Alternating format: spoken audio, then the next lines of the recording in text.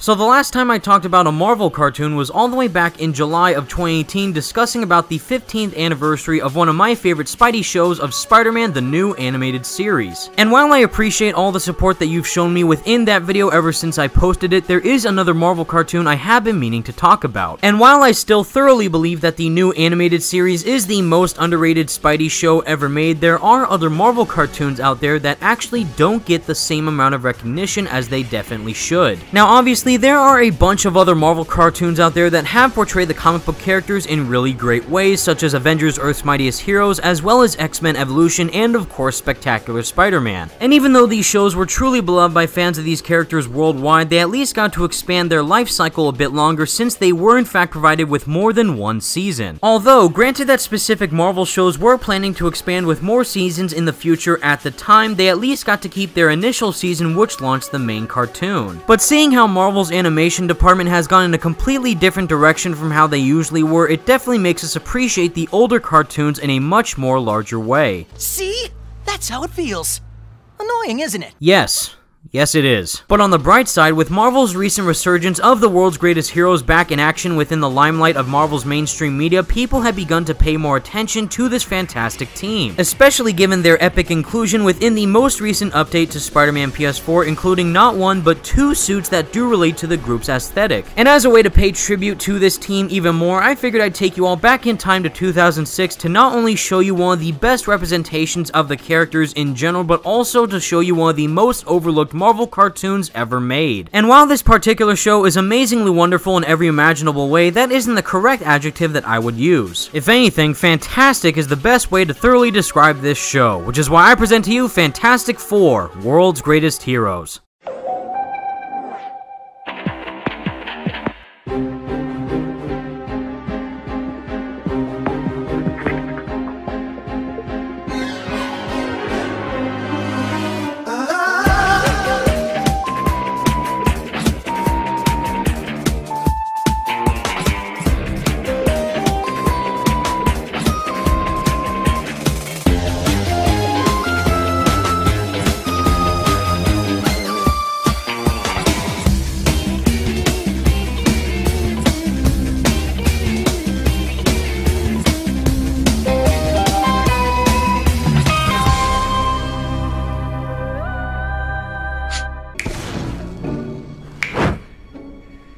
Now picture that, but everywhere. The amount of hype that intro holds has no bounds. Anyways, yes, I'm going to be going over one of my favorite Marvel cartoons ever created, is the World's Greatest Heroes cartoon of the Fantastic Four, all the way back in September of 2006. Now, as for the Fantastic Four themselves, they do have their own unique history within animated shows, within their fair amount of appearances within the 60s and 90s, as well as their own cameo appearance within Avengers Earth's Mightiest Heroes. Time to settle this once and for all.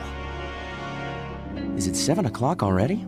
I brought the chips! However, by the time World's Greatest Heroes came around, that's when the team started to make it big in Hollywood by starring in their first feature film of the Fantastic Four movie all the way back in 2005. And at the time, following up on the movie's success, the World's Greatest Heroes TV show was born. This also relates to one of the main reasons why I like the show so much, is because it does share a few similarities to the Spider-Man new animated series show that did debut in 2003. And as for why that is, while the show itself is not a direct continuation of the 2005 Fantastic Four movie, it does have a few similarities that the movie held. For example, Tanas was supposed to be a direct continuation of the original Sam Raimi Spider-Man movie, where they did have similar plot lines that movie had, mainly relating to Peter Parker and Mary Jane Watson's will they won't they relationship, as well as the narrative aspect of Harry claiming that Spider-Man murdered his father. But as for World's Greatest Heroes case, they obviously have the same comic book origin of being exposed to a cosmic ray which gave them their fantastic powers. As for the other characters in the show, Dr. Doom himself did not reside in a separate country of Latveria, but rather had a smaller embassy-like fortress that was right outside of New York City. And in regards to some of the main love interests of this series, Reed Richards and Sue Storm were not technically together within this show, but there were a lot of teases to where their relationship could be heading in the future of the series. Did I ever tell you you're amazing?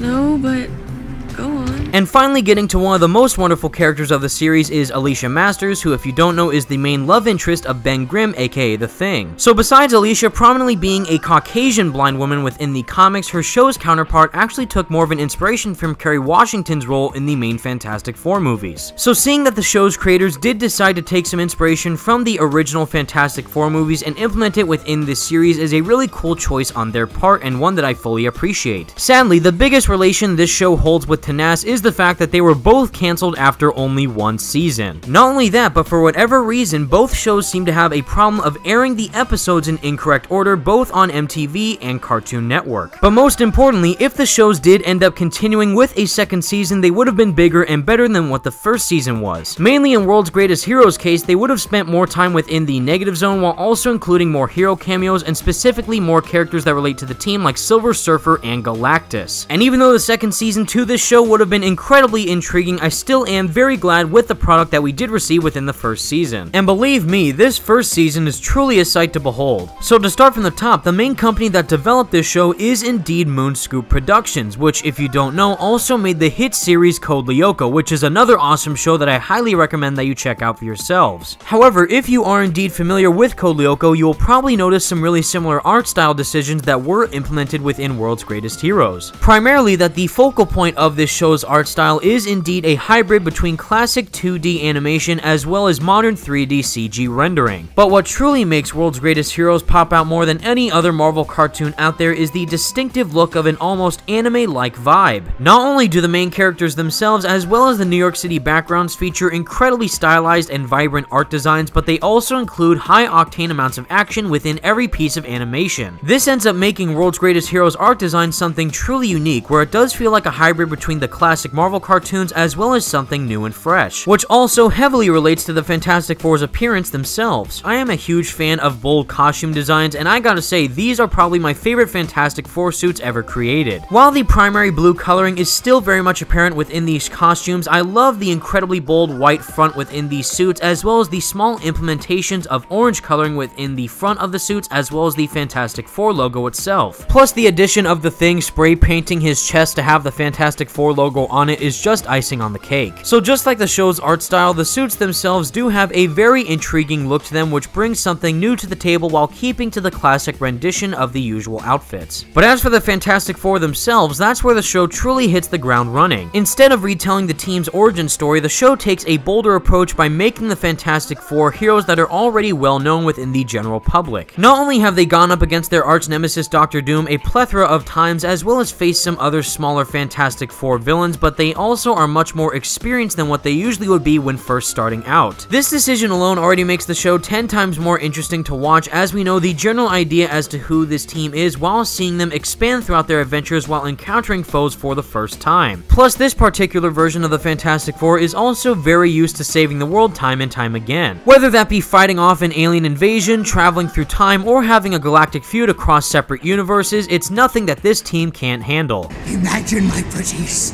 every volcano on the planet erupting at the same time. We will unleash the Earth's own power against the surface world. Don't panic!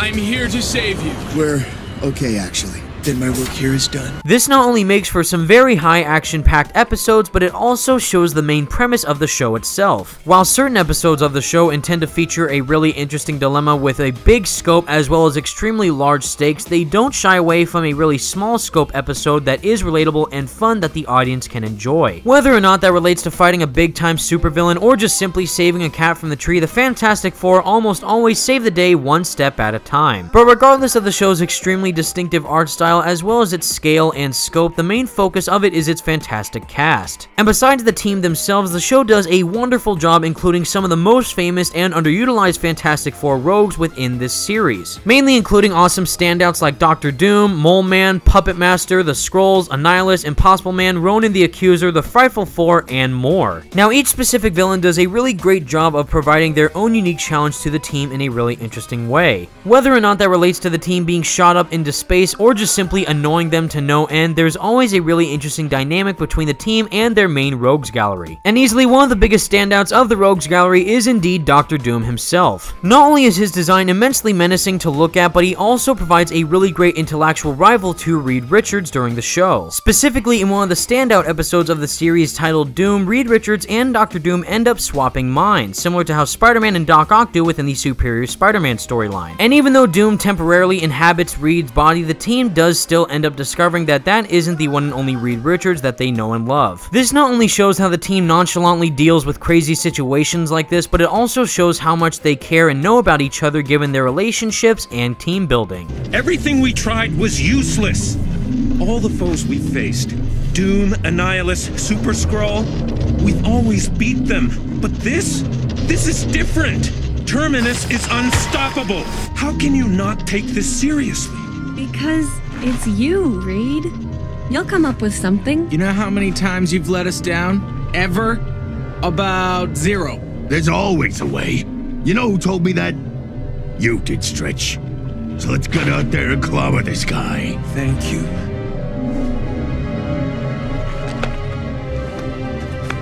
Now let's go clobber this guy.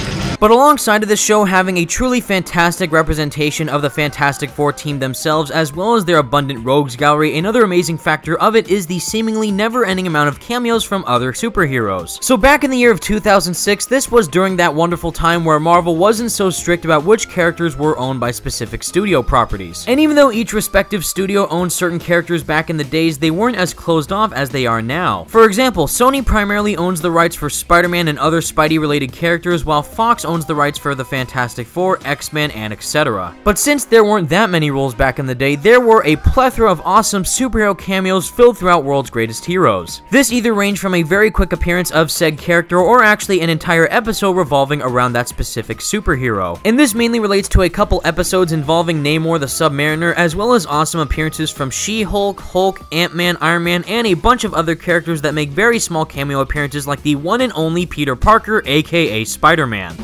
Everyone, relax. I found a way to get back in the good graces of our fans. This guy's a freelance photographer. Hi, my name's... Yeah, whatever. So the plan is he follows me around and takes photos whenever I save the day.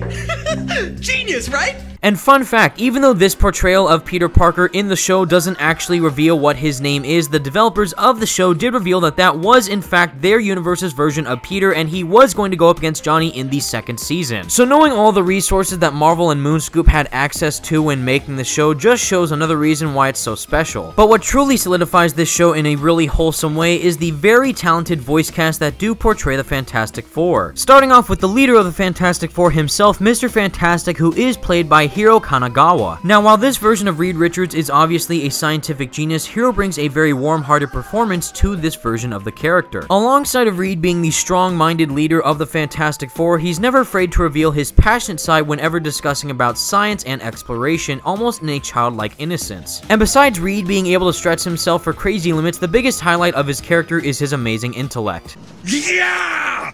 Take that, magic!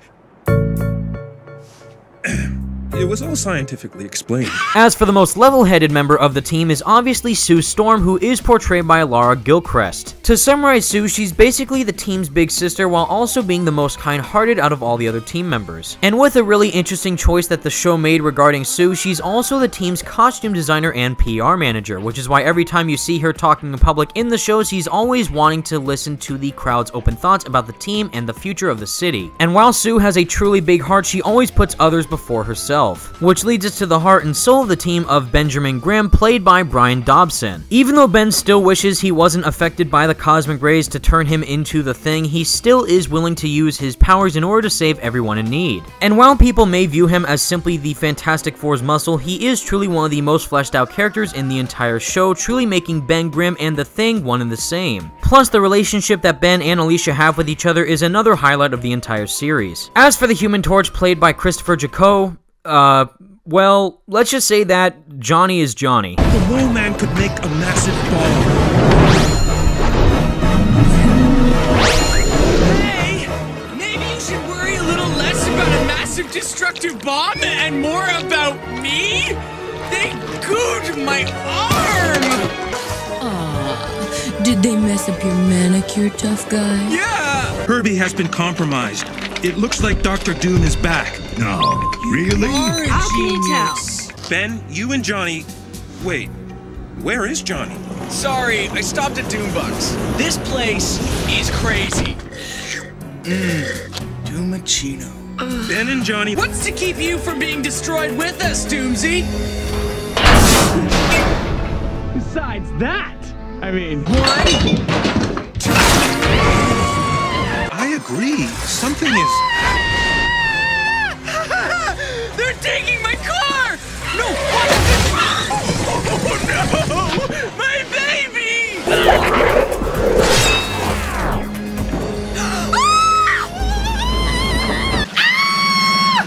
Water! Why did it have to be water?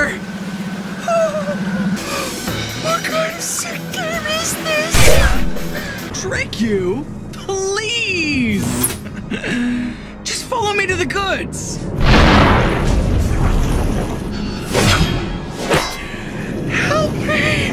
In the end, everybody, Fantastic Four: World's Greatest Heroes is one of the best love letters to the team that you can possibly imagine, and shows how much passion the developers of the show did have for all the characters. Not only does the animation of this show still look fairly good to this day, the writing in general is some of the best that you could possibly think of for all the characters. And alongside of the cartoon fully delivering on such grand spectacles that the Fantastic Four usually go through, as well as making more grounded stories that fully humanize the team, this show truly has everything. And with the extremely vast array of Marvel cartoons that have been made, as well as the ones that are currently in production, never forget this truly amazing gem that still shines on to this day. And in one word, everything about this show is simply fantastic.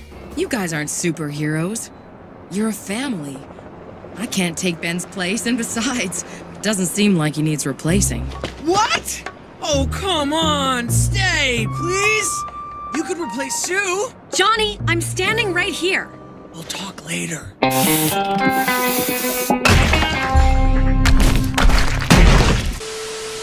What a truly fantastic spectacle. Anyways, guys, that brings us to the end of my Fantastic Four: World's Greatest Heroes review. I had tons of fun going deep into this cartoon's lore, animation, story, characters, everything about it. I truly love everything about this cartoon, and I still think this is A, one of the best Marvel cartoons ever to be made, and one of the most overlooked ones at that, and also B, one of the best iterations and representations of the Fantastic Four in general. They have obviously great stuff in the comics. Their movies are not too good, specifically Fan 4 Stick, the most recent one, that one's not too good. The older ones I did like, but this show overall, from the character designs, the comedic back and forth between all the team members, the heart of the stories that they tell in each episode themselves, and of course the awesome showcase of their powers, and just all the villains they go up against, and just the Fantastic Four as a team in general portrayed in that show, is truly in itself fantastic. And I think if you like the team, I definitely think you will love